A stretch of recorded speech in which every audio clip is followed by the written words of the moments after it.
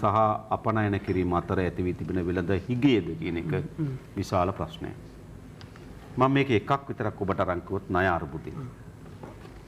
2020 අවුරුද්දේ ආණ්ඩුව අපේක්ෂා කරපු මුළු ආදායම රුපියල් බිලියන කියන්නේ කෝටි 100යි මම බිලියන වලින් කියන්නම්. බිලියන 1550යි.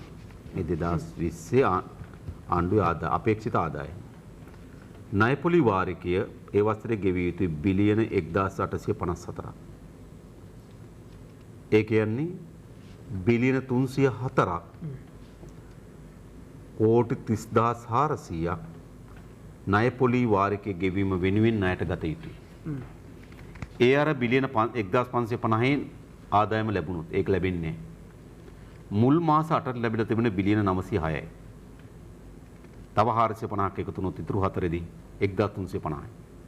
ඒ කියන්නේ ආසන්න වශයෙන් බිලියන 500ක් කෝටි 50000 ණය පොලි වාරිකය ගෙවීම වෙනුවෙන් ණයට ගන්න වෙනවා. ආණ්ඩුව අනිකුත් වියද රාජ්‍ය සංඝ වැටුප් සහ විශ්‍රාම වැටුප් වලට යන කෝටි 90000ක්. ඒ 90000ම ණයට ගන්න ඕන. පාරවල්, පාසල්, සෞඛ්‍ය, අධ්‍යාපන මේ සියලු මුදල් ණයට ගන්න ඕන. ජනාධිපතිවරයාගේ වාහනයට ආණ්ඩුවේ වාහනයට තෙල් ගන්නේ ආණ්ඩුවේ. ඒ තෙල් ණයට ගහන්න ඕන. හරිද? මම කියන්නේ මේ සරලව මම කියන්නේ. ජනාධිපති ලේකම් කාර්යාලය ලයිට් බිල ගෙවන්නේ ආණ්ඩුවේ. එතුමන්ගේ නෙවෙයිනේ ආණ්ඩුවේ. ඒ ලයිට් බිල ගෙවන්න සල්ලි ණයට ගන්න ඕන. ජනාධිපතිවරයාගේ කරන සාකච්ඡාවකදී කවට හරි අපි තේ එකක් දෙනවා නම් ඒ තේ එකත් ණයට අරන් දෙන්න වෙලා තියෙනවා. මොකද ඒ කියන්නේ ණය පොලි වාරිකේ ගෙවා ගන්නවත් ප්‍රමාණවත් නෑ අපේ රටේ ආදායම. 2021 ඒගොල්ලෝ ඇස්තමේන්තු කරලා තිබෙනවා ණය පොලි වාරිකේ බිලියන 2117යි. කියන්නේ 2117ක ණය පොලි වාරිකයක් ගෙවන්න තිබෙනවා. ආණ්ඩුවේ ආදායම බිලියන 1919යි. ඒ කියන්නේ බිලියන 198ක හිගයක් තිබෙනවා ආදායමට වඩා. ණය පොලි වාරිකය. ඉතින් භාණ්ඩාගාරයට ලැබෙන මුළු ධනය ණය පොලි වාරිකය ගෙවා ගන්න බැරි නම් ඔබට උණු මාසේ ලැබෙන ඔබගේ මුළු පඩිය ඔබගේ ණය ගෙවා ගන්න මදි. ණය ගෙවන්නත් තව කෙනෙක්ගේ ණයට ගන්න වෙනවා. ඊළඟ ඔබේ ගෙදර ලයිට් බිල ගෙවන්න, වතුර බිල ගෙවන්න, ආහාර පාන, දරුවගේ පාසල් වියදම් ඔක්කොම ණයට ගන්න වෙනවා. ඔබ කවර කෙනෙක්ද? ඔබ බංකොලොත් වෙච්ච පුරවැසි. එන රටත් බංකොලොත් කරලා තිබෙනවා. ඒ නිසා මේ පාලකයෝ අපේ රට මාරුවට රට පාලනය කරලා අපේ රට බංකොලොත් කරා. මේක ඊළඟ ප්‍රධාන ප්‍රශ්නේ තියෙන එතන නෙවෙයි විදේශී ණය. අද අපේ රටේ මුළු ණය වලින් 47%ක් විදේශී ණය. අපේ මුළු විදේශී ණය ප්‍රමාණය ඩොලර් බිලියන 35.5යි. ආසන වශයෙන් ගත්තොත් අපිට හම්බන්තොට වරාය හදන්නගේ ඩොලර් බිලියන 1.3යි. ඒ කියන්නේ වරායවල් 30ක් හදන්න තියෙන සල්ලි අපි ණයයි. මම මේ ජනතාවට තේරෙන්නේ කියලා. නොරොත්තුල බලාගාරයටත් ගියේ බිලියන 1.3යි. නොරොත්තුල බලාගාරය වගේ 30ක් ඇත්තටම ඉන්දියාවට ලයිට් දෙන්න පුළුවන්. අපිට ඒ වගේ තව දෙකක් වගේ වුණ වෙලා තියෙනවා. හදන්න පුළුවන් සල්ලි අපි ණය අරන් තියෙනවා. මම දැක්කා රාජ්‍ය මාධ්‍ය ප්‍රකාශ කර මේ ළඟදී මාධ්‍ය සාකච්ඡාවක් ඇඳවලා කිව්වා. මේ 2021 ආණ්ඩුව ගෙවන්න ඕන තියෙන විදේශීය ණය ප්‍රමාණය රුපියල් මිලියන 6865යි කියලා. බිලියන 6.8යි. බිලියන 6.8ක්. ඒ කියන්නේ වරායවල් 5ක්. හම්බන්තොට වරායවල් වගේ වරායවල් 5ක් ණය ගෙවන්න තියෙන ණය ගෙවීම ණය පොලි වාරිකේ මේ අවුරුද්ද. බිලියන 6865යි. හරිද? දැන් මොකද වෙන්නේ? ඒ වගේම විදේශීය අපි කියන්නේ දැන් අපි ඩොලර් වලින් ආණ්ඩු ණය බිලියන 35.5ක්. ඒ වගේම ඩොලර් වලින් ආණ්ඩුව අනිත් ආයතන පෙට්‍රෝලියම් ඒවා මේ ආණ්ඩුව ණයට ගන්න නෑ දැන්. ආණ්ඩුව වරාය හරිද? ඒවයි පෞද්ගලික බැංකුත් අරන් තියෙන ඩොලර් වලින් ණය. එහෙම අරන් තියෙන ණය ගත්තම ඩොලර් බිලියන 20යි. ඒ රටක් හැටියට අපි ඩොලර් ණයයි බිලියන 55.5ක්. ඒ කියන්නේ ආණ්ඩු ණය 35.5ක්. ආණ්ඩුව ආයතන සහ පෞද්ගලික ආයතන ණය 20ක්. ඒක ඩොලර් බිලියන 55.5ක් රටක් හැටියට ඩොලර් වලින් අපි ණය. එතකොට ආණ්ඩුව ගෙවන්න ඕන ඩොලර් බිලියන 6865ක් ඩොලර් මිලියන පෞද්ගලික අංශයි රාජ්‍ය අංශය අනිත් ටිකයි ගෙවන්න ඕන බිලියන 2ක්. ඒ කියන්නේ බිලියන 8.8ක් ණය ගෙවන්න ඩොලර් ඕන.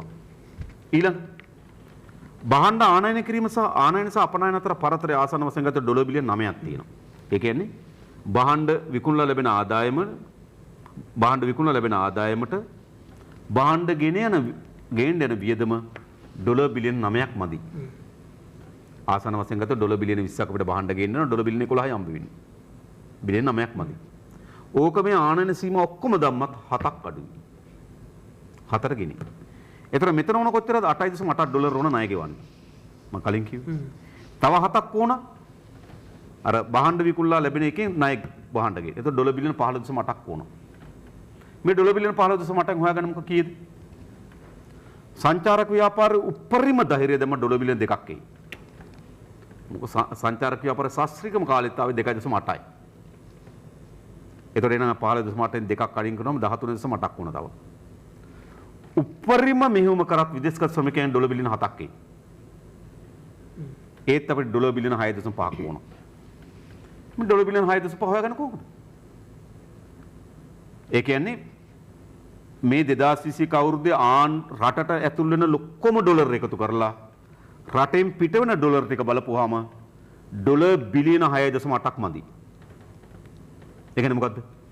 ඩොලර් ලැබෙන ප්‍රමාණය මදි, ඉල්ලන ප්‍රමාණය වැඩි. ඒ කියන්නේ මොකද්ද? සරල ආර්ථික විද්‍යාව. ඉල්ලුම වැඩි, සැපයුම අඩුයි. එතකොට මොකද වෙන්නේ ඩොලරේ? දැන් 200 පැන්නා. මට මහ බැංකුවේ එක මහත්මයෙක් හම්බෙලා කිව්වා ජුනි වෙනකොට 240ටයි කිව්වා. අද කියලා. ඇයි? ජුනි වෙනකොට. එහෙනම් ඩොලර් බිලියන 2යි ඩොලර් බිලියන 6.5ක් මදි දෙන්. එතකොට මොකද කරන්නේ? ඉන්දියාවෙන් ඉල්ලලා තියෙන ඩොලර් බිලියනය. ඉන්දියාව කියන්නේ මොකද්ද? රයිට් අපි බිලියනයක් දෙන්න හැබැයි වරායක් දීපන්. චීනෙන් ඉල්ලලා තියෙන 1.3ක්. හරිද? චීනෙන් 1.3 දෙන්න නම් ඔය කොළඹ තියෙන සියලු වාණිජයන් ටික දෙන්න වෙනවා චීනෙට. මම අද කියලා යන්නම්. හරිද? කොතන ඉඩමද? බොරැල්ලේ සුපර් මාකට් එකේ තියෙන ඉඩම. එතන ඒක අයින් කරලා දෙන්න හදන්නේ. මැනින් මාකට් එකේ අක්කර දෙකක් නිදහස් වුණා. එතන ඉඩම. ජීඑච් හෝටලේ ග්‍රෑන්ඩ් ඔරියන්ටල් හෝටලේ අයින් කරනවා. එතන ඉඩම. ඉල්ලලා තියෙනවද? ඉල්ලලා තියෙනවද? ඔව් ඒ ටික මම කියන්න. ඊට පස්සේ ගෆූර් බිල්ඩින් එකේ තියෙන ඉඩම. ඕක දෙනවා. නිදහස් චතුරස්‍රය තියෙන 80 ක්ලබ් එකේ ඉඩම. ඒක දෙනවා. ඊට පස්සේ බෞද්ධ ලෝකමවත ක්ලබ් එකක් තියෙනවා. ඕක ඉඩම. ඒක දෙනවා. මුත්තයියා නේවාසිකාගාරේ කාන්තා නේවාසිකාගාරේ කොළඹ විශ්වවිද්‍යාලේ එතන ඉඩම දෙනවා. මැරයින් ඩ්‍රයිව් වල තව අක්කර 4ක් තියෙනවා. එතන දෙනවා. ඊළඟ කොම්පඤ්ඤ වීදියේ තියෙනවා ගෝල් ෆේස් සමන. කොම්පඤ්ඤ වීදියේ එයාර්ෆෝස් එකට අයිති ග්‍රවුන්ඩ් එක. ඒක දැන් යූඩි එකට පවරගත්ත ඒක දෙනවා. එයි ණය ගෙවා ගන්න විදියක් නෑ. ණය ගන්න ඕන. හරි ඩොලර් හිගයක් තියෙනවා. මොකද කරන්නේ? රටේ ඉඩම් ටික දෙනවා චීනට. වරායවල් දෙනවා කාටද? ඉන්දියන් කාරයන්ට. දැන් මේ අවුරුදු ඔබතුමා දැඩි විශ්වාසයෙන් කියන්නේ. ඒ විතරක් නෙවෙයි අපිට සාධාරණයක් තියෙනවා. නොරොච්චුල බලාගාරات විකුණන අතර වෙන්නේ. දැන් මත්තල ගොන්තට පොල්ට කැඳෙවුවා. විදේශී ආයෝජකයෙක් කැඳවනවා ඒ කළමනාකරණයට. ප්‍රසන්න රන්තුක ප්‍රකාශ කරලා තිබුණා. ඒක වැරද්දක් නෑනේ. බලමු මොකද්ද වෙන්නේ කියලා. දැන් මේ සම්පත්නේ. මේගොල්ලෝ සම්පත් රකින්න ආපු අයනේ. කළමනාකරණයට. කළමනාකරණය කියන්නේ මොකද්ද?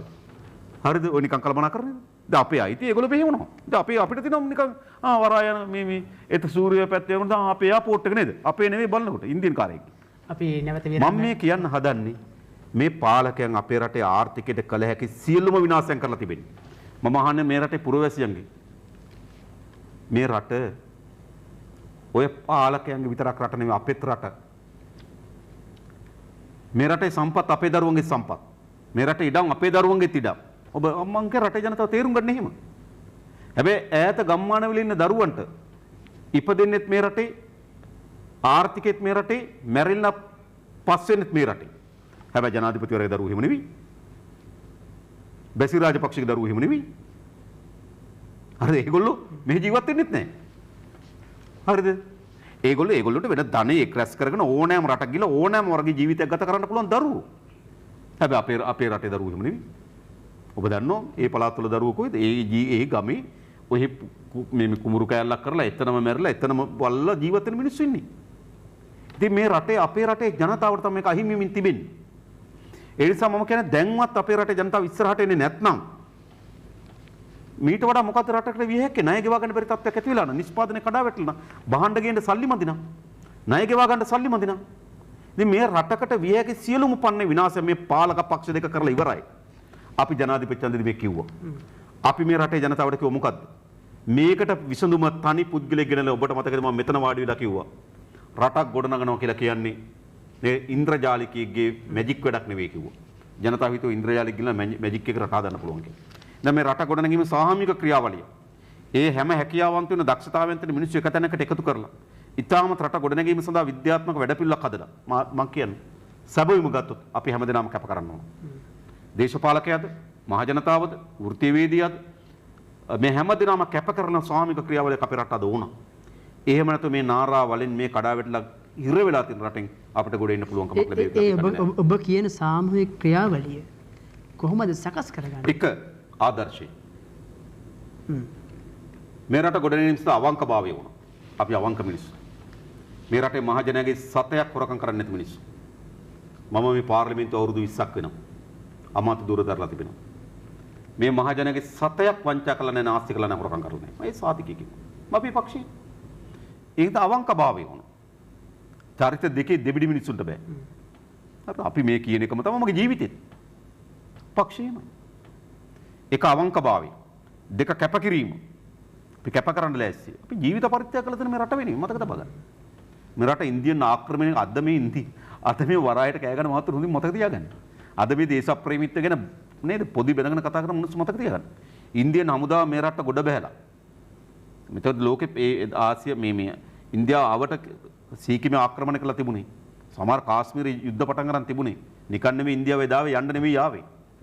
හරිද? ඒ නිසා එදා ඉන්දියන් හමුදාවට විරුද්ධව අපි ජීවිත පරිත්‍යාගයෙන් සටන් කරා. ඒ මේ මාතෘ භූමිය වෙනුවෙන් අපි හිමි මිනිස්සු. අපි මේ රටත් මේ රටේ ජනතාව වෙනුවෙන් ඕනෑම කැපකිරීමක් කරන්න ලෑස්ති. අපේ දැනුම, අපේ හැකියාවන්, අපේ කාලය, අපේ ශ්‍රමය, අපිට යමක් තිබුණා ධනය, මේ ඕන දෙයක් අපි ලෑස්ති මේ රට වෙනුවෙන් කැප කරන්න. මම අහනවා මේක පාලකයෙක් මේ රට වෙනුවෙන් කැප කරන්න ලෑස්තිද? කැප කරන්නේ නැන්ද මාමා, යේලි නෝනා මේ ආණ්ඩුවේ ආයතන වලට දාගෙන ඒකෙන් කන්න, ඒකෙන් ජීවත් වෙන්න, ඒක ජොබ් එක, ඒක ආදායම. එහෙමයි මේ මිනිස්සු. තමන්ගේ පරදින දේශපාලක කියලා සංස්ථාවක දාගන්න. තමන්ගේ කාර්ය මණ්ඩලය මම දන්නවා. තමන්ගේ කාර්ය මණ්ඩලය තමන්ගේ පවුලේ දාගන්නවා. මොකටද මේ? අඩුමතරමේ කාර්ය මණ්ඩලයේ පෞද්ගලිකකමට ලැබෙන වැටුපුවත් නිකන් ගමේ කොල්ලෙකුට යන්න බෑ. ඒකත් එන්න ඕන තමන්ගේ නෝනට, තමන්ගේ බෑනට, තමන්ගේ පුතාට කාර්ය මණ්ඩලේ ප්‍රධානට එන්න ඕන. මොකද්ද මේ?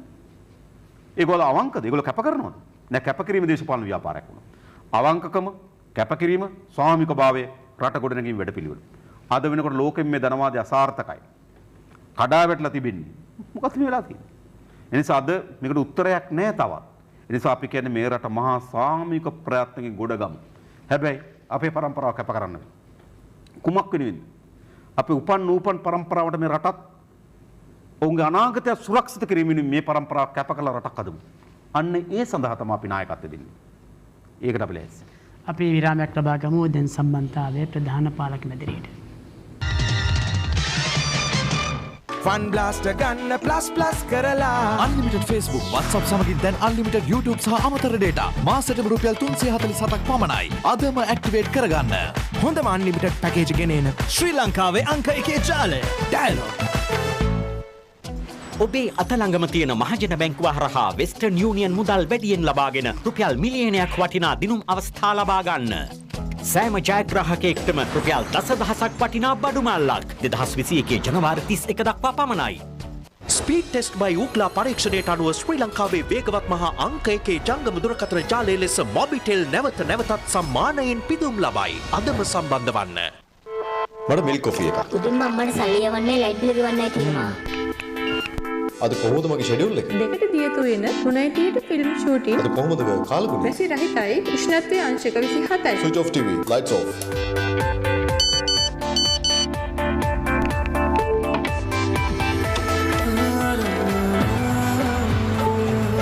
Youth එකේ smart choice එක.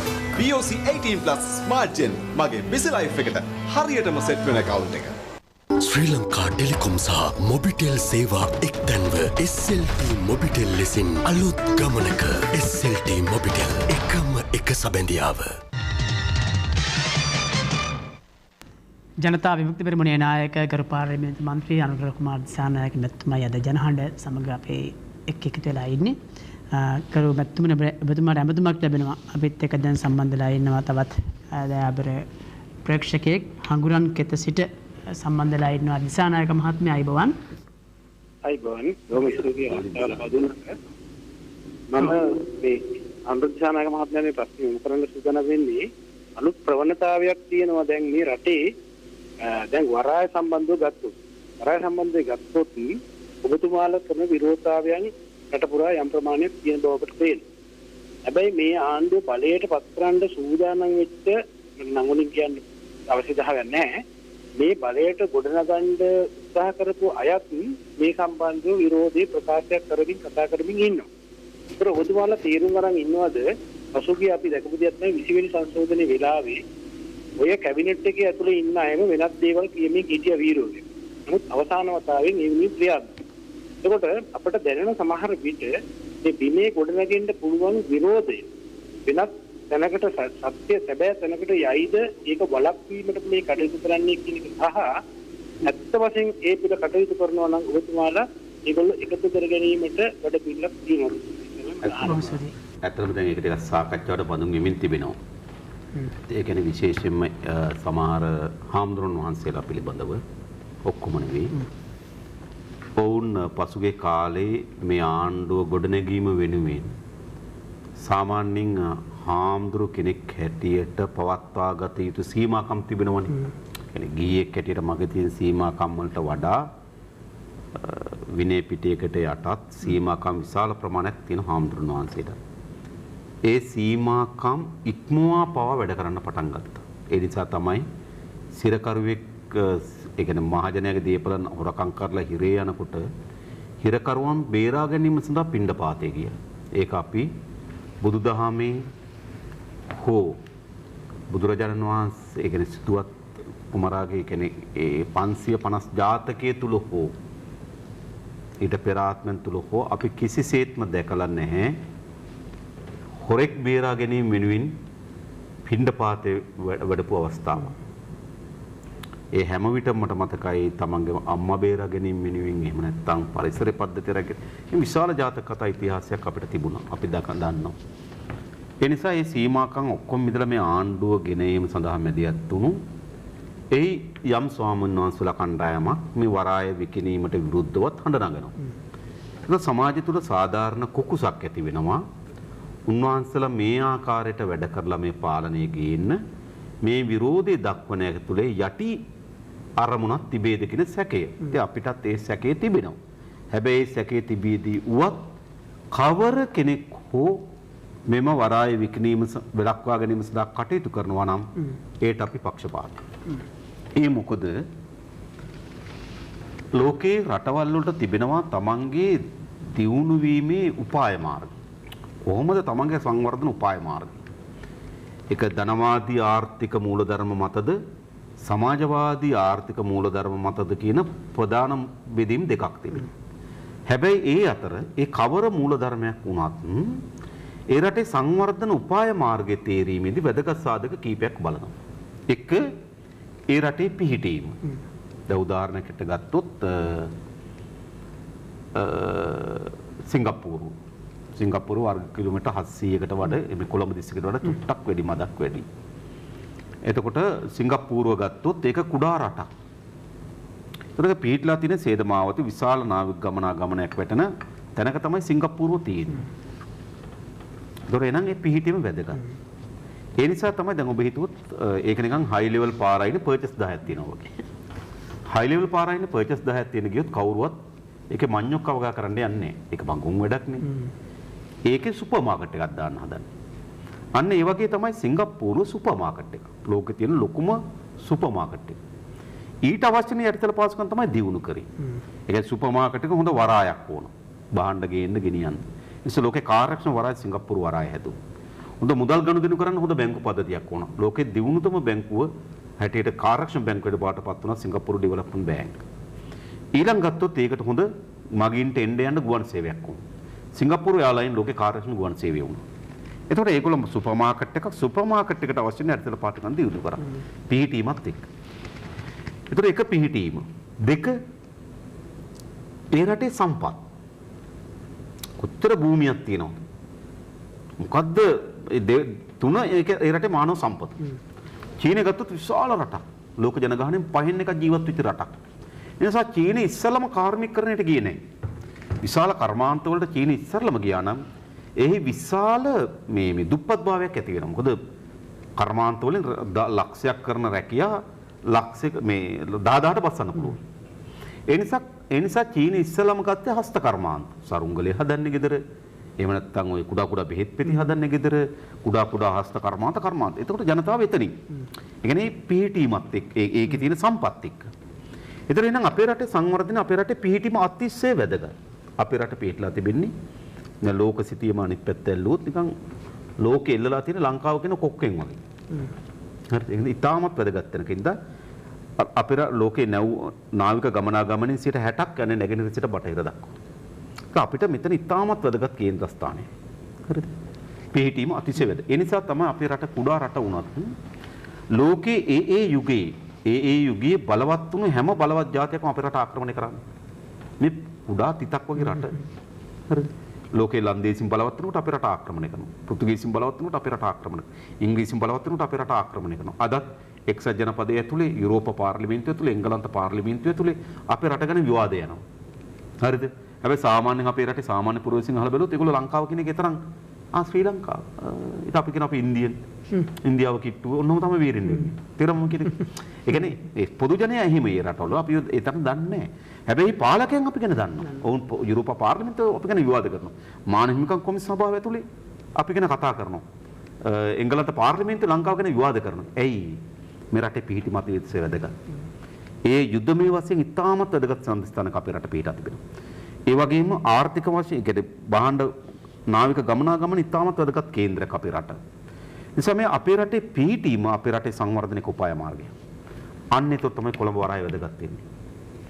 ලෝකේ වරායවල අතර කොළඹ වරාය 24 වෙනි ස්ථානයේ. ලෝකේ වරායවල අතර. ඒ 24 ඇතුලේ ඇමරිකන් වරායවල දෙකක් තියෙනවා, චීන වරායවල 8ක් තියෙනවා. රටවල හිට ගත්තොත් 12. හැබැයි ලංකාව ඒ කියන්නේ මේ බහලුම් මෙහෙයුම් කරන ප්‍රමාණය යන කන්ටේනර්ස් හෝමාරු කරන ප්‍රමාණය කියන්නේ 2019 වසරේ අපේ රටේ කන්ටේනර් හෝමාරු කරලා තිබුණ අපේ කොළඹ වරාය කන්ටේනර් 72ක්. හරිද? මම ඔබට ඉස්සෙල්ලා කිව්වා අපේ රට බහඬ ගේන්නේ ඩොලර් බිලියන 20ක බහඬ විකුණන ඩොලර් බිලියන 11ක. ඔක්කොම වරායෙන් ආවනම් වරායෙන් සිද්ධින ඩොලර් බිලියන 31ක් ගනු දෙනවා. හැබැයි කිසිදු ඉන්දියාවේ කිසිදු වරායක් නැහැ 24 ඇතුලේ. ජවහර්ලාල් නෙහ්රු වරාය තියෙන ඉන්දියාවේ 33 වෙනි ස්ථානයේ ලෝක වරායවල අතර. හරිද? ඒ විශාල රාජ්‍ය විශාල බහඬ නිෂ්පාදන විශාල වෙළඳපොළක්. හැබැයි අපේ වරායට වඩා නේද 10 ගුණයක විතර මේ දශකකින් 10ක විතර පසුපසින් තමයි ඉන්දියානු වරාය තියෙන්නේ. ඒ නිසා අපේ වරාය අතිශය වැදගත්. ඒතර අපේ වරාය ප්‍රධාන මෙහෙයුම් තැන් තුනක් තිබුණා. එකක් ජයබහලුම් පර්යන්තයේ ආණ්ඩු මෙහෙයුණු කොටස. ඊළඟ PNO සමාගමට දීපු කොටස. අනිත් එක ඒක චන්ද්‍රිකා දුන්නේ. අනිත් එක මහින්ද මහත්මයා චීන කණ්ඩායමට CICT කොටස. ඒතර මේක ඒ කියන්නේ වරාය ගත්තොත් ප්‍රධාන මෙහෙයුම් මධ්‍යස්ථාන එකක් වරාය අධිකාරීන් කරන කොටසක් තියෙනවා. CICT එකේ චීන සමාගම කරන කොටසක් තියෙනවා. අනිත් එක ගත්තොත් PNO සමාගම කරන කොටසක් තියෙනවා. මේ වරාය බහලු මං කිය ලක්ෂ 72ක් වෙනවා කියලා. මේ ලක්ෂ 72 බෙදලා ගිහිලා තියෙන්නේ 41ක් කරන්නේ චීන සමාගම. මේ බහලුම් වලින් 31ක් කරන්නේ අපි වරාය අධිකාරී. 28ක් කරන්නේ PNO සමාගම. එතකොට වරාය කරන මෙහෙයුම් වලින් 31ක් කරලා අපිට ගිය අවුරුද්දේ ආදායම ඇවිල්ලා තියෙනවා ඩොලර් මිලියන 263ක්. ඩොලර් වලින් මේක උත්පාදනය කරනවා. ඩොලර් මිලියන 263ක් අපේ කැලෙන් ආවා. හැබැයි අර දෙක කරන කොච්චරද? 69ක්. අපි 31යි. ඒ 69 කරලා අපිට ඩොලර් ඇවිල්ලා තියෙන්නේ බදු කුලී ඔක්කොම ඇවිල්ලා තියෙන ඩොලර් මිලියන 38යි. එතකොට කොළඹ වරායේ 69ක මෙහෙයුම් වලින් අපිට ලැබිලා තියෙන ඩොලර් මිලියන 38යි. කොළඹ වරායේ 31ක මෙහෙයුම් වලින් අපිට ලැබිලා තියෙන අපේ කොටසෙන් ඩොලර් මිලියන 263ක්. ඒ නිසා අරකක් තිබුණා අපිට කොච්චර ආදායමක් ලැබෙයිද? 31කින් 263ක් නම් ඒ වගේ තුන් ගුණයක්. ඒ කියන්නේ ආසන්න වශයෙන් ගත්තොත් මිලියන 800ක් වමන ඩොලර් මිලියන 800. ඉතින් මේක සම්පත් ආකාරය. එතකොට ඊළඟට මුහුණ දෙන ප්‍රශ්නේ තමයි අපි දැන් ජයබහලුම් පර්යන්තේ ගාව තිබෙන්නේ මීටර 14.25ට වඩා ගැඹුරු නේ. හැබැයි ලෝකයේ දැන් බහඬ ප්‍රවාහන මීටර 300ට වඩා දිග නැව්. ඒ වගේම මීටර් 18 20 ගැඹුරු නැව්. ඒතර ඒවා ජයබාලුම් පර්යන්තර ගේන්න බෑ. ඒ කියන්නේ ආණ්ඩුවෙන් කරන එකට. ආණ්ඩුවෙන් කරන එකට. එතකොට 2019 වසරේ ඇවිල්ලා තිබුණා මීටර් 18ට වඩා ගැඹුරු නැව් මීටර් 300ට වඩා දිග නැව් 375. ඒ 375 මෙහෙයුම් කරලා තියෙන චීන වරායයි. ඇයි අපේ වරාය ගාව ගැඹුරු නෑ. ඒ නිසා ඔන්න නැගෙනහිර පර්යන්ත ගාව තමයි අපිට තියෙන්නේ 18 20 ගැඹුරු නැව් ගේන්න පුළුවන් තැන. ඉතින් ජයබාලුම් පර්යන්තේ අපේ වරාය දැන්ට තියෙන කොටස මම හිතන් තව කාලයක් යනකොට ඔය කුඩා ඉන්දියාවේ ලංකාවට එන පොඩි නැව් ටිකක් දුවයි ජාත්‍යන්තර නැව් ඔය විශාල නැව් සමාගම් නැව් විශාල කරන තරමට ඒගොල්ලන් ලාභයි. ඒ නිසා අපිට වෙන දේ තමයි ජයබාලුම් පර්යන්තේ විතරක් නම් අපිට තියෙන වරාය අධිකාරියම් කඩාවැටලා යනවා. එතන මෙතන තියෙනවා නැගෙනහිර වරාය. නැගෙනහිර වරාය පර්යන්තය හදන්න පුළුවන් මීටර 1320ක් හදන්න පුළුවන් දිගට. අපි දැන් 440ක් හදලා තියෙනවා. දැන් ඉතුරු ටික හදාගන්න එක තමයි අපේ ප්‍රශ්නේ. හැබැයි දැන් අපිට මීටර 300ක නැවක් අපිට 440ක් දිගයිනේ 300ක නැවක් අපිට දැන් පරිහරණය කරන්න පුළුවන්. එතන මෙහෙයුම් කරන්න පුළුවන්. තව 200ක් හදාගත්තොත් නැව් දෙකක් කරන්න පුළුවන් එක විට. එතකොට අන්නේ තව 200ක් අපි හදාගන්න වරාය අධිකාරී ඉංජිනේරු සංගම කියනවා අපිට ඩොලර් මිලියන 80ක් වගේ මුදලක් આવත් අපිට එතකොට හදාගන්න පුළුවන් ණයක් අරගෙන. ඉතින් අපි නැව් දෙක මෙහෙයුම් කරන්න පුළුවන්. ඒ මෙහෙයුම් වල ලාභයෙන් අපිට ඉතුරු ටික හදන්න පුළුවන්. එහෙනම් අපිට අපේ අතේ තියාගෙන නැගෙනහිර පර්යන්තය සංවර්ධනය කරලා ආණ්ඩුවට විශාල ලාභයක් උත්පාදනය කරන්න පුළුවන්. ඒතර මේ සම්පත තමයි විකුණන්න හදන්නේ. මම මේ කියන්නේ නැගෙනහිර පර්යන්තය විතරක් නෙවෙයි. මේකෙන් ජයබාලුම් පර්යන්ත වරාය අධිකාරිය වැඩක් නැහැ. හිස් කොම්බයක් වෙනවා. හරිද? වරාය අධිකාරියක ලොකු බෝඩ් එකක් තියෙයි. ඒ විතරක් නෙවෙයි වරාය අධිකාරියෙන් තමයි නේද ඔය තියෙන ලයිට් හවුස් ඔක්කොම මෙහෙවන්නේ. ඒ වගේම අපේ තව වරායවල් තියෙනවා ඒවා පාඩුයි. කංකසන්තුරේ ත්‍රිකුණාමලයේ ගාල්ල ඔලිවිල් ක්‍රියාත්මක වෙන්නේ. ඒවා අපිට පාඩුයි. ඒ පාඩු වල වරායවල් වලත් නඩත්තු කරන්නේ කොළඹ වරායෙන්. ඒතකොට මේ නැගෙනහිර පර්යන්තය අත්තරියොත් මුළු වරාය අධිකාරියම ඉවරයි. ඒකෙන් අපිට වරායක් නැහැ කියන එක. අපිට යනකොට අපේ ළමයිට ඉස්කෝලේ ඇවිල්ලා බලන්න පුළුවන් ඉස්කෝලේ ඇවිල්ලා නේද? ට්‍රිප් එකට ඇවිල්ලා වරාය බලන්න පුළුවන්. හැබැයි අපේ නෙවෙයි. බාන කන්ටේනර් බලන්න පුළුවන්. හැබැයි මේකෙන් උත්පාදනය කරන ධනෙ අපේ නෙවෙයි. ඒ නිසා තමයි මේක වැදගත්ම සම්පත. ඒ නිසා මේ සම්පත විකිණීමට කිසිසේත් මිඩ ලබා නොදිය යුතුයි. ඒ විතරක් නෙවෙයි තව මෙතන වරාය සංවර්ධනය කරන්න පුළුවන්. මොකද මෙතන අපි හැදුවා දිය කඩනයක් හැදුවා ඇමරිකන් මේ ආසියානු සංවර්ධන බැංකුව ඩොලර් මිලියන 300ක ණයකුත් වරාය අධිකාරිය මිලියන 100ක් දාලා අපි මෙතන දිය කඩනයක් හැදුවා කිලෝමීටර 5.2ක් දිග. මේ දිය කඩනෙන් අපිට වරායවල ජැටි තුනක් හදන්න පුළුවන්. එකක් තමයි දකුණු ජැටිය. ඒ දකුණු ජැටිය තමයි චීනට වික්කේ. ඊළඟ එක තමයි නැගෙනහිර ජැටිය. දැන් අපි සංවර්ධනය කරන්නේ. ඊළඟ තව තියෙනවා මෙතන බටහිර ජැටිය. ඒක බටහිර ජැටිය තමයි සංවර්ධනය කරලා දැන් මම දැන් ටෙන්ඩර් කැඳවලා තියෙන ඒකත් කාට හරි දීලා දාන්න. ඉතින් මම අහන්නේ පාලකයෝ කියන්නේ බෝකර්වරු. රටේ සම්පත් විකුණන බෝකර්ලා මේගොල්ලෝ. කාලයක් බණ්ඩාරනායක බෝකර් සමාගම, තව කාලයක් වික්‍රමසිංහ බෝකර් සමාගම, දැන් රාජපක්ෂ බෝකර් සමාගම. ජනතාව ආණ්ඩු කියලා දාලා තියෙන බෝකර් සමාගම. මේගොල්ලෝ මොකද කරන්නේ? මේගොල්ලෝ අතරමැදියෝ. වරාය අධිකාරිය තියෙන ජනතාව සතුව, අදානි සමාගම ඉන්න ඉන්දියාවෙන් රාජපක්ෂ සමාගම බෝකර්වරු. මේ දෙපැත්තට ඩීල් එක දානවා. නිකම්ම නෙවෙයි මේවා වෙන්නේ. හොඳයි. අපි දන්නවනේ මේවා ගනුදෙනු වෙන විදිහ. අපි නැවත විරාම. ඒ නිසා මේවා බෝකර් සමාගම් මේ රටේ ජනතාව හදලා තියෙන බෝකර් සමාගම් වලින් මේ රටේ ජනතාවටත් මේ රටේ සම්පත් වලට ආදරය කරන පාලක පාලනයක් අපි ගොඩනගා ගත යුතු කියන එක තමයි අපේ ස්ථාවරය. අපි නැවත විරාමයක් ලබා ගන්නවා සම්බන්ධතාවයේ ප්‍රධාන පාලක මැදිරියට. SLT වෙතින් ඔන්ලයින් ලර්නින් සහ ඔන්ලයින් වර්කින් සඳහා ඇදහිය නොහැකි ඩේටා දීමනා GB 30ක් රුපියල් 195යි GB 100ක් රුපියල් 490යි කාර්යාලයත් පාසලත් ගෙදරටම ගෙනෙන ශ්‍රී ලංකාවේ ප්‍රමුඛතම ඉන්ටර්නෙට් සබඳතාවය SLT මොබිටෙල්. ඔබේ අතළඟම තියෙන මහජන බැංකුව හරහා වෙස්ටර්න් යූනියන් මුදල් වැඩියෙන් ලබාගෙන රුපියල් මිලියනයක් වටිනා දිනුම් අවස්ථා ලබා ගන්න. සෑම ජයග්‍රාහකයෙක්ටම රුපියල් 10,000ක් වටිනා බඩු මල්ලක් 2021 ජනවාරි 31 දක්වා පමණයි. ස්පීඩ් ටෙස්ට් බයි උක්ලා පරීක්ෂණයට අනුව ශ්‍රී ලංකාවේ වේගවත් මහා අංක 1 ජංගම දුරකථන ජාලය ලෙස මොබිටෙල් නැවත නැවතත් සම්මානයෙන් පිදුම් ලබයි. අදම සම්බන්ධ වන්න. ශ්‍රී ලංකා ටෙලිකොම් සහ මොබිටෙල් සේවා එක්තැන්ව SLT මොබිටෙල් ලෙසින් අලුත් ගමනක SLT මොබිටෙල් එකම එක සබැඳියාව. අද අපි මේ විශේෂ සංවාදය සිදු කරන්නේ ජනතා විමුක්ති පෙරමුණේ නායක ගරු පාර්ලිමේන්තු මන්ත්‍රී අනුර දිසානායක මැතිතුමා සමග මා කැමති ගරු මැතිතුමා අපි දැන් බොහෝ සෙයින් කාරණා කතා බහ කළා පරිසරයේ සම්බන්ධයෙන් ප්‍රශ්න තියෙනවා මොකද අපි දන්නා පරිසරය සම්බන්ධයෙන් පරිසරයට එරෙහිව සිල්වන කර්තව්‍යයන් හිදී ජනතාව නැගී හිටියා කාලයක විල්පත්තුව කියයි තව කාලයක සිටින රාජ්‍යය කියයි මේ කාලෙත් ප්‍රශ්න තිබෙනවා ඔබතුමාලත් ඒ පාර්ලිමේන්තුව තුළත් ඉන් පිටතත් මේ සම්බන්ධයෙන් හඬ නගනවා. ඇත්තට මේ පරිසර ශාස්ත්‍රය සම්බන්ධයෙන් අපි පරිසර සුරක්ෂණය කිරීමේලා අපි ක්‍රියා කළ යුතුයි. නමුත් ඒ සඳහා ආණ්ඩුව සහ අනිකුත් අංශ ඒ ප්‍රමාණවත් මැදිහත් වීම දායකත්වය ලබා දීලා තිබෙනවා. මම හිතනවා මේ පාලකයන් අපේ රටේ ආර්ථිකයට කරලා තියෙන විනාශය සමාජයට යහපත් ගුණාංග බිඳ වැටුණු සාමිකත්වය බිඳ වැටුණු තමන්ගේ පෞද්ගලික අරමුණ වෙනුවෙන් කඩාගෙන යන අධි පරිභෝජනවාදයට හුරු වුණු සමාජයක් තියෙනවා. ඒ සමාජයට ඇති කළ තියෙන පරිහානි අපේ අධ්‍යාපනය ගත්තොත් ඒක තරංගයකට ඇතුළත් කරපු රේස් එකට ඇතුළත් කරපු දරුවෙක් හදලා තිබෙනවා. සාමිකත්වය නිර්මාණය නොවන තෙතමනේ නිර්මාණය නොවන අධ්‍යාපන ක්‍රමයක් තියෙනවා. ඒක අපේ රටට විනාශකාරීත්ව ගෙනත් තිබෙනවා. අපි ගත්තොත් අපේ මාධ්‍ය කලාව ගත්තත් ඒක මම හිතන්නේ චුට්ටක් වැඩිපුර කුණු රසට කැමති මාධ්‍ය කලාව. එකට එක තකට තක ඇට නැති දිව. ඕවනේ දැන් මොනවද ප්‍රවෘත්තියත් තියෙන මාතෘකා නේද? ඉතින් මං කියන්නේ එහෙම කුණු රසයකට හදලා තියෙනවා.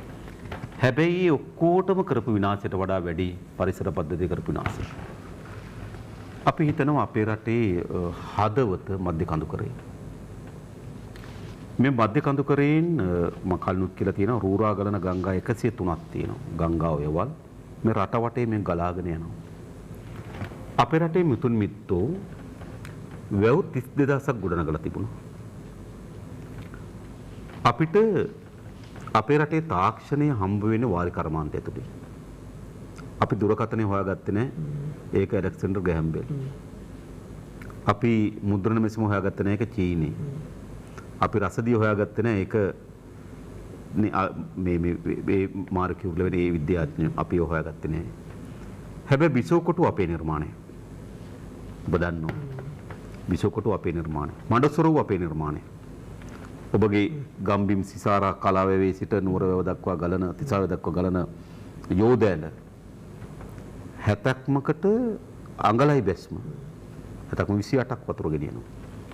හරිද? ඒක අපේ නිර්මාණය. බුලතා බඳපු සොරබොර වැවේ සොරවුව ගිහිල්ලා බැලුවොත් මයංගනි ඒක විස්මිත නිර්මාණය.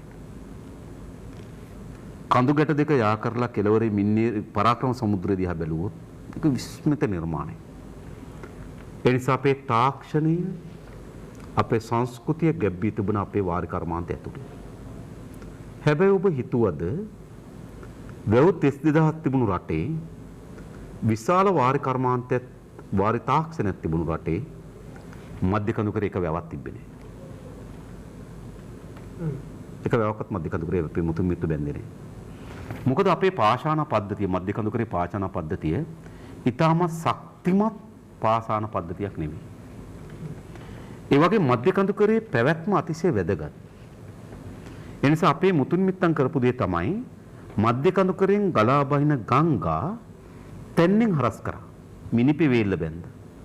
අංගම් මැඩිල වේල්ල බැඳ. මිනිපේ අමුණ වැල්ල අංගම් මැඩිල වේල්ල බැඳලා තැන්නට වතුර ගත්තා. ඔකරම අපි වාරි සැලසුම. එතකොට සුද්ධ කරපු දේ තමයි සුද්ධ ඇවිල්ලා මේ මධ්‍ය කඳුකරේ එලි කරා. ඒක වැරදි. ඔබට මතක ඇති හෝටන් තැන්නේ. ඒතර මේ අලි හිටියේ මධ්‍ය කඳුකරේ හිටියේ. හෝටන් තැන්න බහලා තිනවා අලි 108ක් ඝාතනය කරා කියලා නේ හිටියේ. කවුද අර සුදු මහත්තයා? අලි 108ක් හෝටන් තැන්නේ ගා. එහෙනම් අලි ඉඳලා ඉන්නේ කොහෙද? මධ්‍ය කඳුකරේ. හැබැයි තේ වගාවට මේ මධ්‍ය කඳුකරේ එලි කරා. එලි කරාට පස්සේ මධ්‍ය කඳුකරේ හිටපු අලි තැන්නට පසු බැස්සා. ඒක තමයි පළවෙනි විනාශය කරපු අපේ මධ්‍ය කඳුකරේට. දෙවෙනි විනාශය අපේ රටේ පාලකයෝ මධ්‍ය කඳුකරේ ජලාශ බඳින්න පටන් ගත්තා. අද ඒ ජලාශ වලින් රන්දෙනිගල ජලාශ ගත්තොත් 51ක් රොම්මඩ. හරි. ඊට පස්සේ රන්ටැඹේ රොම්මඩ වලින් පිරලා කොත්මලේ රොම්මඩ වලින් පිරලා. මොකද මේක තියෙන්නේ ඊටමත් මේ ශක්තිමත් නොවන පාසන පද්ධතියක් තියෙන එක රොම්මඩ වලින් ගලාගෙන ඇවිල්ලා මේක ගොඩ වුණා. හරිද? ඒ වගේම නායාම් වෙන්න පටන් ගත්තා. නායාම් වෙන්න පටන් ගත්තා. ඊට පස්සේ මධ්‍ය කඳුකරේ එලි කරලා හෝටල් ගහන්න පටන් ගත්තා. රජරට කලාපයේ තියෙන සෑම ප්‍රධාන වැවක් ඉස්මත්තේම හෝටලයක් ගැහුවා. පරාක්‍රම සමුද්‍රය එහා පැත්තේ හෝටලයක් තියෙනවා. කාගෙද කියන දන්නවා. කලාවේ ඉස්මත්තේ හෝටලේ පළාතේ මහ ඇමතිගේ. නාට්‍යදුවේ ඉස්මත්තේ හෝටලේ දැන් ඉන්නේ ඇමතිගේ. හරිද? එතකොට මේ වැව් ඉස්මත් වල හෝටල ගහලා මේ පද්ධතිය විනාශ කරා. ඊළඟ අපේ තිබුණ හොඳ එල්ලංගා පද්ධතියක්. අපේ වැව කියන්නේ නිකන් නෙවෙයි. වැව මැද තියෙනවා කුළු වැව කියලා එකක්. කුළු වැවේ ලක්ෂණය තමයි සොරවුවක් නැහැ. ඒතර වහින වතුරේ ඒ වැව් කණ්ඩයෙන් උඩට දාලා තමයි එන්නේ. එනකොට ඔබට මතක ඇති. ඉතින් ලොකු වනේ තියෙන. ඒ වනයෙන් පෙරෙනවා. ඊළඟ බූටෑව තියෙනවා. බූටෑවෙන් පෙරෙනවා. ඊළඟ තන බිස්ස තියෙන. ඒකෙන් පිරලා තමයි වැවට වතුර එන්නේ. උඩා කොච්චර වැස්සත් වැවේ වතුර නිල් පාටක් තිබ්බා. අද එහා කෙළවරට වහින එක කියන්න පුළුවන් කඩුවෙල කැලණි ගඟ දිහා යනකොට. කලුතරෙන් කලුඟක දිහා බලනකොට කියන්න පුළුවන් රත්නපුරයට වහිනවා කියලා. මොකද උනේ? මේ මුළු පාසාන පද්ධතියම විනාශ කරා. මට වෙනකදී භූගර්භ විද්‍යාඥයෙක් හම්බුණා. ඔහු කිව්වා. ඔහුගේ කතාව මම දන්නේ ඒක මනින්නේ කොහොමද? ඔහු කිව්වා අපේ පසේ අඟලක් වැවෙන අවුරුදු 100ක් ගත වෙනවා කිව්වා. හැබැයි අපි වැහි දෙකට අඟල් දෙකක් හොදාගෙන යනවා. මුළු මධ්‍ය කඳුකරේම හොදාගෙන යන්න පටන් ගත්තා. හරිද? ඊට පස්සේ නායම් එන්න පටන් ගත්තා. ඒ ජල පෝෂක ප්‍රදේශ බිඳ වැටෙන පටන් ගත්තා. ඊළඟ අපේ පසේ ජල මට්ටම පහළ යන්න පටන් ගත්තා. ඔබට මතක ඇති ඉස්සර. අපේ ගම්වල බම්බය කියලා කිව්වා අඩි 6යි. බම්බයක් කපනකොට වතුර තිබ්බා. අද බම්බක 5ක් කපුවත් වතුර නැහැ. පොළවේ වතුර මට්ටම පහළට ගියා. ඒ නිසා මේ පොළව පස යලි යතාවත් කරන්න ඕන. ඔබට මතකද අපි පොඩි කාලේ අපේ කුඹුර ගිල කපනකොට අපිට කොච්චර ගැඩවිල්ල පණුව අහුවේ. අද එක පණුවෙක් ඉන්නවා. එක ගැඩවිල්ලක් අහුවෙනද අපිට කුඹුර කොටනවා. අර පස નિසරු කරා. පස වසවිස් වලින් පිරෙව්වා. අර අපිට මතක අපි පුඩා කාලේ කුඹුර කරනකොට අපි ඔච්චර තෙල් පොහොර ගෙහුවේ නෑ. මතක අපි කුඩා LBC බැටහිරියක් කොළ කඩාගෙන එනවා වතුර හරවලා ඒක දානවා. ඒක තමයි නයිට්‍රජන් ටික දෙන්නේ. ඒක තමයි අපි හාන්නේ පෙරලන්නේ. හරිද? මෙහිම අපිට තිබුණා කුස්කර්මන්. ඒ ඔක්කොම විනාශ කරා. සම්ප්‍රදායික ක්‍රම තිබ්බා. කෙම්කම තිබුණා අපිට. අර වගා ක්‍රම තිබුණා අපිට. අස්වැන්න ගන්න ක්‍රමයක් තිබුණා. මේ ඔක්කොම විනාශ කරා. අද වස විස වලින් ආහාර පෙරලා තිබුණා. පොළව තෙතමනේ හිඳිලා තියෙනවා. අද අපිට පරාක්‍රම බහුව රජුරෝ කිව්ව කියන මොකද්ද? නේද? අහසෙන් වැටෙන එක බිඳක්වත් ප්‍රයෝජනට නොගෙන නේද මහමුදට යවන්න එපා කියලා. අද මොකද්ද? අද අපේ වේගවත් භාවය තමයි වැටෙන වතුර ඉක්මනින් මුහුදට යවන්න. කලුතර මෝය කැපුව ඔබ දන්නවද? දැන් මෝය කට කපනවා වතුර යවන්න ඉක්මනින් මහමුදට. වතුර ගබඩා කරන හොඳම තැන මහ පොළොව. මහ පොළොවේ වතුර සීරාව එවිලා අපිට මේ තෙතමනේ උඩට ගන්න පුළුවන්. නැවත මේ පරිසර පද්ධති සංරක්ෂණය කරන්න පුළුවන්. නැවත ජල පෝෂක සංවර්ධනය කරන්න පුළුවන්. මධ්‍ය කඳුකරට යලි පණ දෙන්න පුළුවන් නම් මේ රට නැවත නිල්ලෙන් පිරුණු රටක් බවට පත් කරගන්න පුළුවන්. මම කියන්න අද මේ සියල්ල විනාශ කරලා තිබෙනවා. ගෝඨාභය රාජපක්ෂ මෑත කාලේ ගත්තු තීන්දුව ගත්තොත් ඔබ හිතන්න. ඉස්සලම උන් තීන්දුවක් ගත්තා වැලි සහ පස් පර්මිට් අයින් කරා ප්‍රවාහන පර්මිට්. අයින් කරන්න බලයක් නැහැ මම පාර්ලිමේන්තුවේ පෙන්නලා දුන්නා. ඒ khනිජ ද්‍රව්‍ය පනත අනුව khනිජ ද්‍රව්‍ය ගවේෂණය කිරීම, කැණීම, ප්‍රවාහණය, අලගිය සඳහා බලපත්‍ර අවශ්‍ය පනතෙන් කියලා තියෙනවා. හැබැයි එස්.එම්. චන්ද්‍රසේන කියනවා ජනාධිපතිතුමා කිව්ව බලපත්‍ර අයින් කරන්න කියලා. ඔහු කියනවා සභාපතිවරයාට මේ සභාපතිවරයා ලියුමක් ගහන පොලිස්පතිට ඇමතිවරයා දුරකථනයෙන් දැනුම් දුන් පරිදි මේ බලපත්‍ර අහෝසි කරන්න. මේ එස්.එම්. රටද? අපේත් රට මතක තබා ගන්න. ඊළඟ මොකද කරේ? අවශේෂ කලා පද්ධති විනාශ කරා. ඊට පස්සේ මොකද කරන්නේ? මුතුරාජවල අක්කර 800 සමනළු වර්ග පළඟැටි වර්ග විශාල තෙත් කලාපයක් මේ තෙත් බිම් කලාපයක් ඒ සියල්ල අද විනාශ කරමින් තිබෙනවා. අද ඈත ගම්වල මොකද වෙලා තින්නේ? වනාලි ගැටුම. ඒක අවුරුදු 2007 අවුරුද්දේ අලි මැරලා තියෙනවා මේ මිනිස්සු මැරලා තියෙනවා 93ක් 2007. අලි මැරලා තියෙනවා ඒ වගේ 3 ගුණයක් 273ක්. හරිද? මොකද මේ රට වෙලා තියෙන්නේ? අලි මැරනවා. 100 ගණනක් අලි මැරන අවුරුද්දකට. මුළු පරිසර පද්ධතිය විනාශ කරා. ඒ නිසා මම හිතන්නේ අපිට ආර්ථිකයේ වේගයෙන් හදන්න පුළුවන් වෙයි. සමාජය යහපත් කරන්න මේ පරිසර පද්ධතිය යලි යථාවත් කරන්න අඩුම තරමේ අවුරුදු 15ක් 20ක් යනවා. මධ්‍ය කඳුරේ යලි වගාවන් කරන්න ඕන.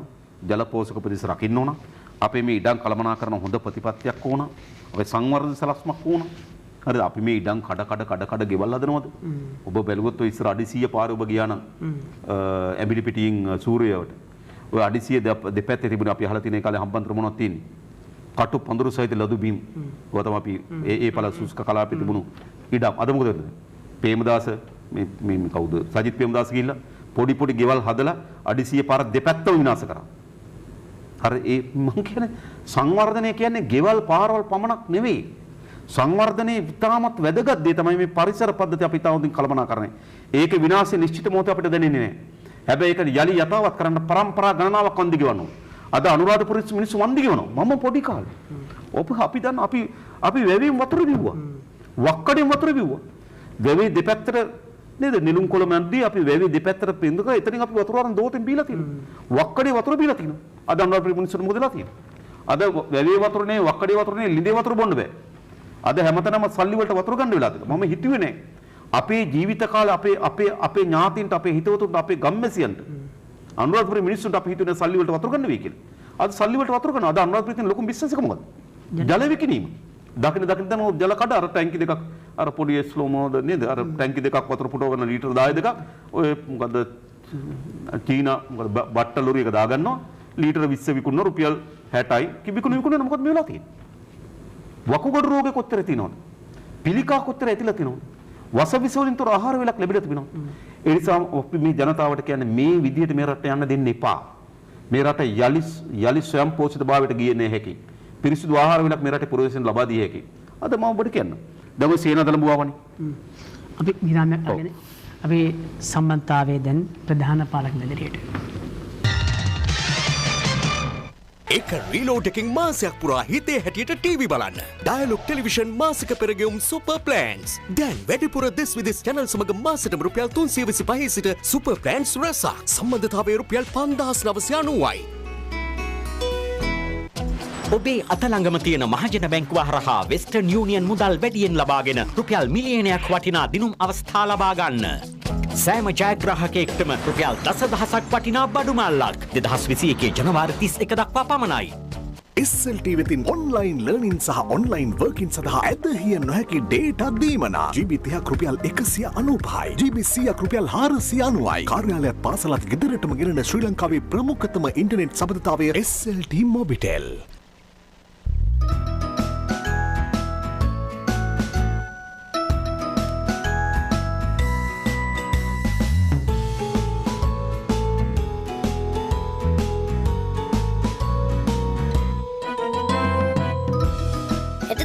වැඩිහිටියෝ වෙන අපි වගේ පොඩ්ඩන්ට BOC රංකැකුළු ස්මාර්ට් ගිනුම ඔයාලත් දැන්ම BOC රංකැකුළු ගිනුම ඉතුරු කරන්න. හෙට වැඩිහිටියෝ වෙන අද පොඩ්ඩන්ට BOC රංකැකුළු ස්මාර්ට් ගිනුම.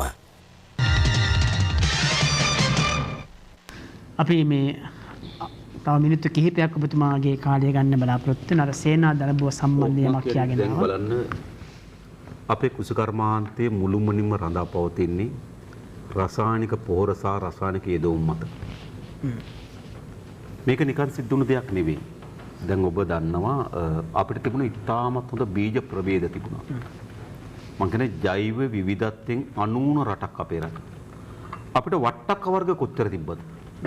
දිග වට්ටක්ක තිබ්බා, රවුම් වට්ටක්ක තිබ්බා, ලොකු වට්ටක්ක තිබ්බා, විශාල වට්ටක්ක ප්‍රභේද ගණනාවක් අද තියෙනවද අපිට? වැටකුළු ප්‍රභේද ගණනාවක් තිබුණා. මිරිස් ප්‍රභේද ගණනාවක් තිබුණා. මොකද වුනේ?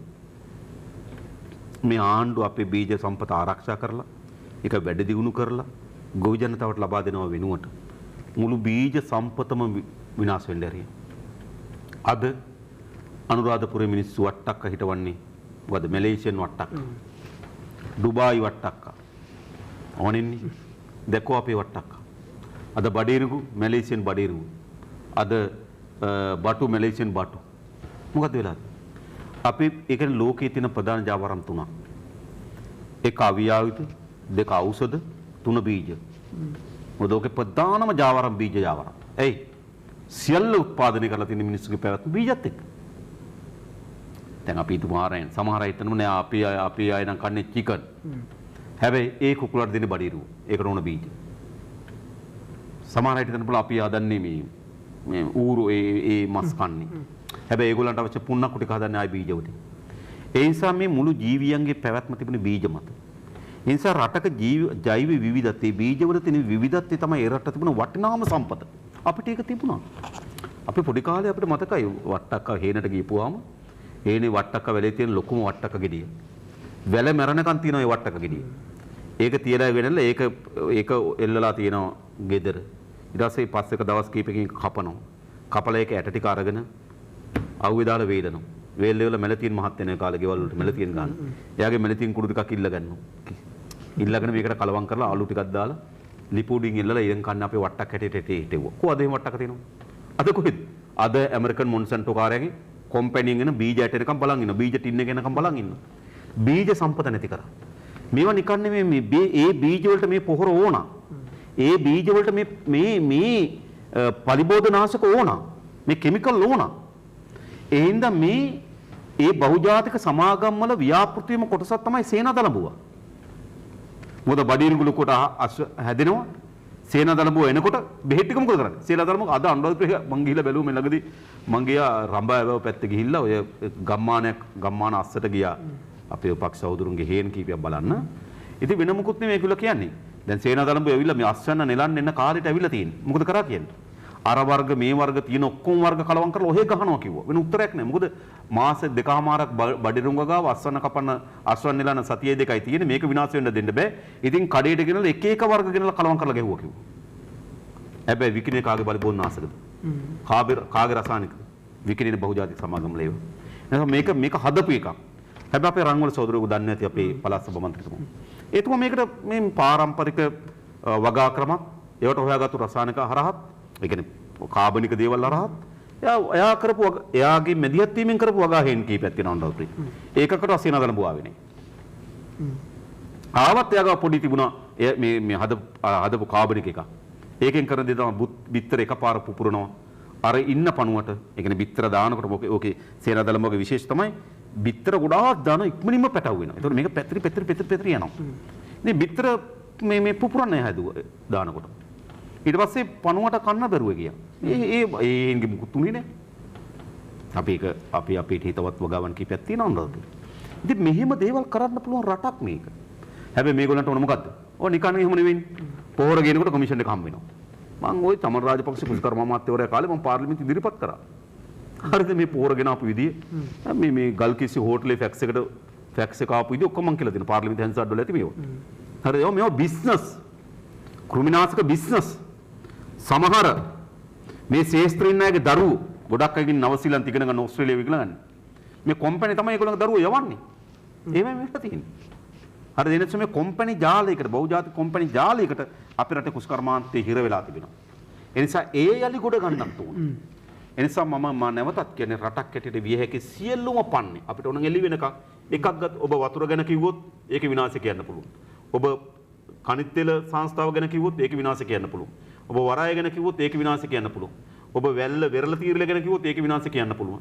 ඔබ සීනි සමාගම් ගැන කතා කරද්දී ඒක විනාශ කියන්න පුළුවන්. ඔබ කඩදාසි කර්ම ගැන විනාශ කියන්න පුළුවන්. ඔබ අධ්‍යාපනය ගැන කතා කරද්දී ඒක විනාශ කියන්න පුළුවන්. සෞඛ්‍ය ගැන කතා කරද්දී ඒක විනාශ කියන්න පුළුවන්. මාධ්‍ය ගැන කතා කරද්දී ඒකටත් පත් වෙලා තියෙන ඉරම ගැන කියන්න පුළුවන්. සමාජය ගැන කතා කරලා කඩාවැටීම කියන්න පුළුවන්. මොකද්ද වෙලා තියෙන්නේ? මට කියන්නේ එක්කෙනෙකුට අත උස්සලා කියන්න පුළුවන් මෙන්න මේ ශේත්‍ර අපේ ජයග්‍රහණ අත්පත් කරන් තිබෙනවා. මේ ශේත්‍ර පිටපත අපේ අනාගතයේ බලාපොරොත්තුවක් තිබුණා. මේ ශේත්‍රයෙන් අපේ දරුවන්ට අනාගතේ නිර්මාණය වෙයි කියලා දැඩි විශ්වාසයක් තියෙනකොට එක ශේත්‍රයක් කියන්න පුළුවන්. සියලු ශේත්‍ර කඩාවැටලා තිබෙන්නේ. දැන් අසමත් මතක තබා ගන්න. මේ කණ්ඩායම් දෙක සහ මේ අනුගමනය තිබු ආර්ථික සමාජීය දේශපාලන ප්‍රතිපත්තිය අසාර්ථකයි. තවත් මොනවද කරන්නේ? දැන් රටේ ජනතාව හිතුවේ මොකද්ද? ගෝඨාභය රාජපක්ෂ කියන්නේ සාමාන්‍ය දේශපාලකෙක් නෙවෙයි, දේශපාලකෙක් නොවන කෙනෙක්. හරිද? එයා තමයි මේ ඉස්සරහට ගේන්න ඕන. ඒ වගේම රට පාලනය කරන වියත් කට්ටිය කිව්වා, වියත් මග කිව්වා. හරිද? මෙහෙමනේ අපිට කිව්වේ. මොකද්ද අසාර්ථකයි? මේ සිස්ටම් එක අසාර්ථකයි. මේ සමාජ ක්‍රමය අසාර්ථකයි. මේක වෙනස් කරන්න ඕන.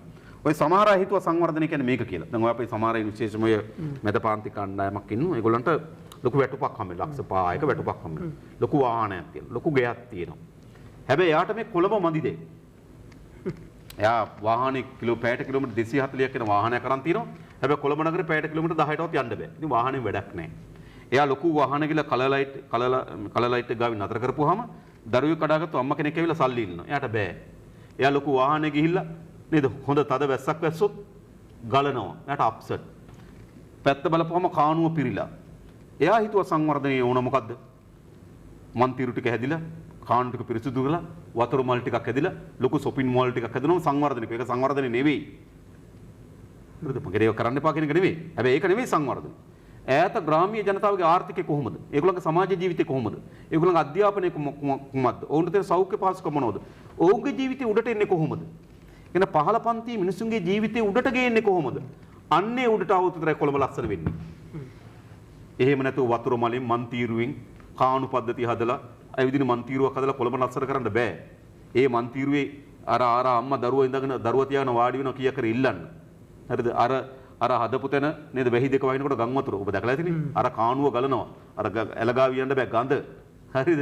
එඳ සංවර්ධනය කියන්නේ මේ කොළඹ අලංකාර කිරීම පමණක් නෙවෙයි. කොළඹ අලංකාරීත්වය රඳා පවතින්නේ මිනිස්සු දියුණු වුණොත්, මිනිස්සුගේ ආර්ථිකය දියුණු වුණොත්, ඔවුන්ගේ සමාජ පැවැත්ම දියුණු වුණොත්, ඔවුන්ගේ මනෝභාවය දියුණු වුණොත්, ඔවුන්ගේ මානසික මට්ටම දියුණු වුණොත්, ඔවුන්ගේ සිතුවිලි දියුණු වුණොත් තමයි කොළඹ ලස්සන වෙන්නේ. ඒ නිසා ගොඩක් අය හිතුවා කොළඹ ලස්සන කරන එක තමයි සංවර්ධනය එක බොරුවක්.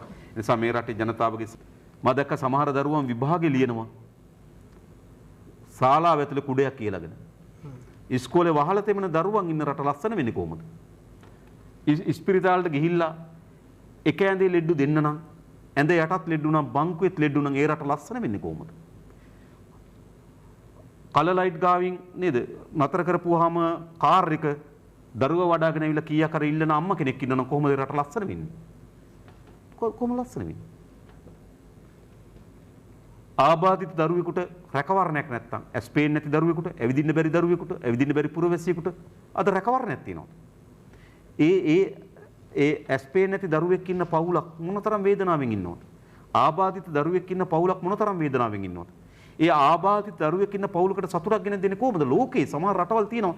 ඒ රටක ආබාධිත පවුල දරුවෙක් ඉන්න ඒ රටේ වාසනාවක් වගේ. මම කියන්නේ කවුරු ප්‍රාර්ථනා කරන්නේ නෙමෙයි. නමුත් ඒගොල්ලන් සීල පහසුකම් ලැබෙනවා. අපේ රට මොකද වෙලා තියෙන්නේ? ආබාධ දරුවෙක් ඉන්න එක කර්මකාරකමක් හැටියට සලකන්න සිද්ධ වෙලා තියෙනවා. අපි කොහොමද ආබාධ දරුවෙක් ඉන්න පවුලකට දුක වේදනාව වෙනකොට සතුට ගෙනත් දෙන්නේ කොහොමද? එතනින් රට ලස්සන වෙන්නේ. වැරහැලි ඇඳගත්තු දරුවෝ ඔබ දැක්කොත් නුවරඑළිය යනකොට අර කඳුවලි නේද? ඒ කියන්නේ දැන් මෙහෙම පාර මෙහෙමනේ එන්නේ.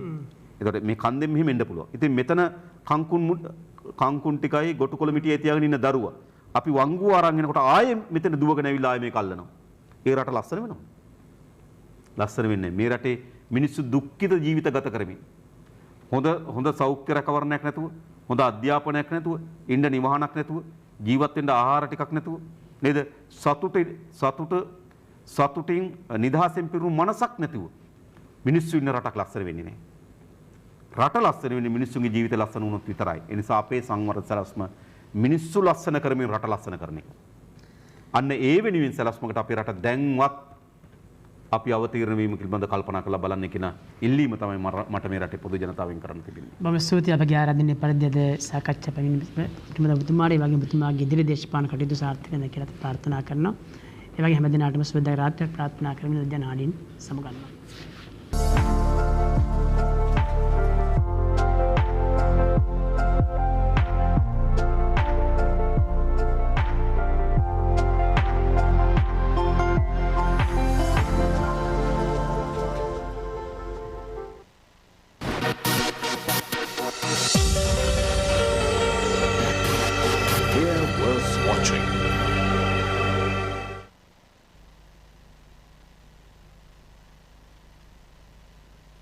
නමෝ තස්ස භගවතෝ අරහතෝ සම්මා සම්බුද්දස්ස නමෝ තස්ස භගවතෝ අරහතෝ සම්මා සම්බුද්දස්ස නමෝ තස්ස